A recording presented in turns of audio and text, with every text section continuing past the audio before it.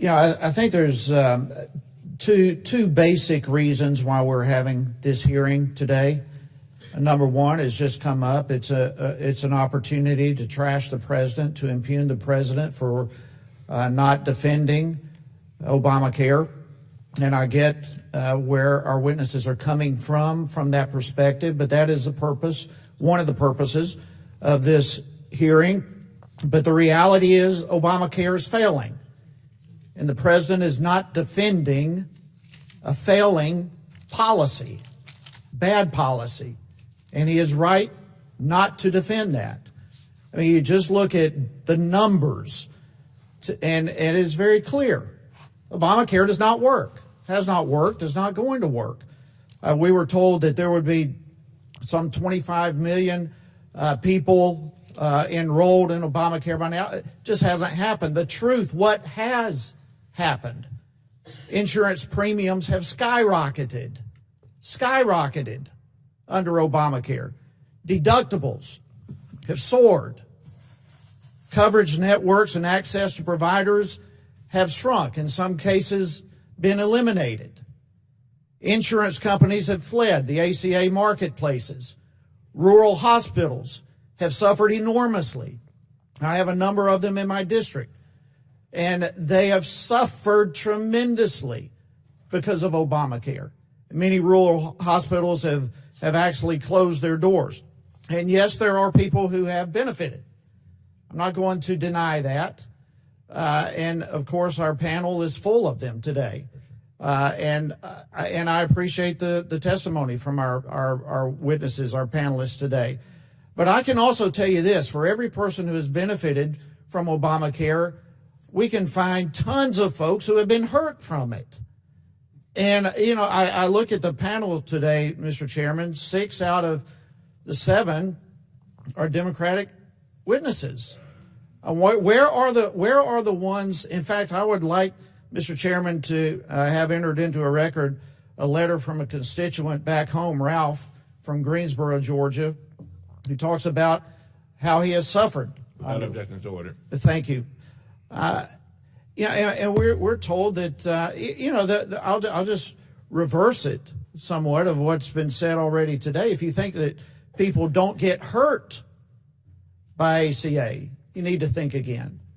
Hey, Ralph, for example, before Obamacare, he paid $700 a month for insurance with $3,500 deductible. Both of those, in fact, he now has nearly $14,000 deductible, and his monthly costs are about $1,200 a month. A couple of years ago, his 2 children, he has 4 children, 2 of them were in an accident. He's still paying for $30,000 plus that had to come out of pocket. That's before taxes, before grocery, before mortgage, before college. And so this thing absolutely goes both ways. The second reason we're here today is really to lay the platform for Medicare for All. And that is the attempt that the Democrats are putting forth. In spite of the failures of Obamacare, the Democratic Party is going to double down and push for Medicare for All at a cost of some $32 trillion. It would totally eliminate employer-sponsored medical coverage, Medicaid, Medicare, all of it gone. Mr. Balot, let me just ask you, what can we expect from a government single payer health system? You can certainly expect rationing of services. That's what we've seen in many other countries that have gone this way. Many politicians have said those are models that we want to look for, that we want to look towards to emulate. But my experience in being with those countries and working with patients, I'll give you a specific example, if I may. My wife and I were on medical missions in Costa Rica that has a single payer. And the wife of the pastor that we were with was diagnosed with cervical cancer. She was approved for surgery, but she had to have an ultrasound first. She couldn't have that ultrasound for 12 months. She asked, well, when will I be able to have the surgery? And they said probably another 12 months after that. She had access. She may never get to the point where she has that surgery, but the rationing is an inevitability when you have a limited amount of resources. And those resources continue to decrease the more burden we place on the medical professionals that are actually delivering the care. Gentleman's time has expired. Dr. Gluck, would you like to respond to that? Mr. Hice said he wants to see both sides. He says there's both sides. What's the other side of this? I saw you shaking your head. Go ahead. Well, what occurred to me... Your mic. Oh, sorry. We really want to hear you. With respect to discussing the case that's the subject of this hearing, one of the things that I would emphasize is that the case in Texas is not a policy referendum. It's not a case about the benefits or not of the Affordable Care Act. It's a case about a settled legal principle. And the administration doesn't get to decide whether to defend the law based on whether it likes the policy in the law or not. That's your job. Congress's job is to pass the policies. The administration's decision not to defend is only defensible in the very limited circumstance in which there's a real unsettled legal question.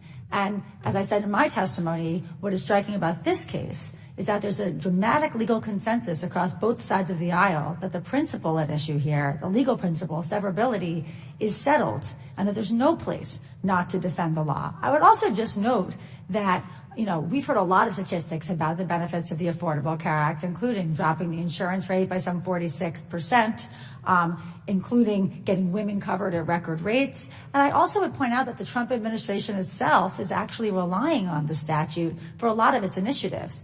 I heard this morning that the Trump administration announced an executive order about kidney disease that depends on the Center for Medicaid Innovation. Well, that will be gone if the Affordable Care Act is eliminated. The HIV initiative requires Point of order, everything in Chairman. the Affordable Care Act. Yeah. Point of order. Whose time is this?